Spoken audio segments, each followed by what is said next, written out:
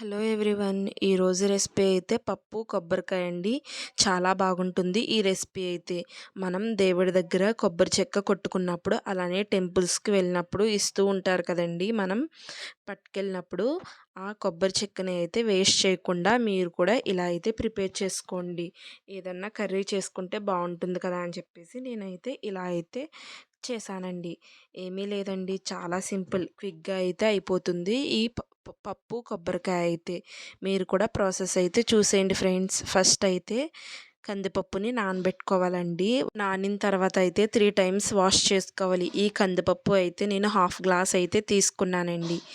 మొత్తం వాష్ చేసుకున్న తర్వాత ఒక కడాయి అయితే పెట్టుకుని ఈ కందిపప్పు వేసేసి 1 గ్లాస్ వాటర్ అయితే వేసి మొత్తం ఒకసారి మిక్స్ చేస్తూ ఉండండి. ఈ కందిపప్పు బాగా ఉడికిన తర్వాత అయితే మనం చూసుకోవాలండి, ఉడికిందా లేదా అన్నది. పర్ఫెక్ట్గా ఉండాలి కాబట్టి కొంచెం 90% కంప్లీట్ అయితే సరిపోతుందండి.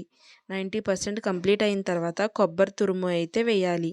అలానే 1 టేబుల్ స్పూన్ ఉప్పు, అలానే హాఫ్ టేబుల్ స్పూన్ కారం కూడా వేసి మొత్తం ఒకసారి మిక్స్ చేసేయండి.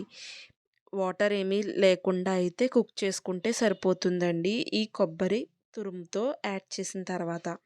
ఇప్పుడు చూసారా, కొంచెం వాటర్ ఉన్నాయి కాబట్టి ఇంకా 5 మినిట్స్ వరకు బాయిల్ చేయాలి. ఇప్పుడైతే వాటర్ మొత్తం మిక్స్ అయిపోయాయి కాబట్టి ఇప్పుడైతే స్టవ్ ఆఫ్ చేసేసుకోవడమే. ఇప్పుడు నెక్స్ట్ అయితే ఇప్పుడు మనం తాలింపు అయితే పెట్టుకోవాలి. ఒక పాన్ పెట్టుకుని దాంట్లో ఆయిల్ అయితే వేసుకుని వెల్లుల్లిపాయలు వేసుకోండి.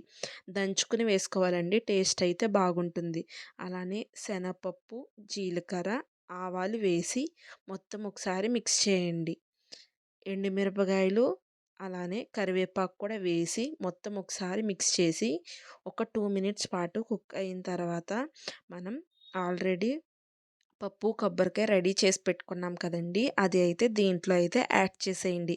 యాడ్ చేసి ఒక 5 మినిట్స్ పాటు స్టవ్ మీద ఉంచుకుంటే సరిపోతుందండి. చాలా సింపుల్ ఈ రెసిపీ అయితే.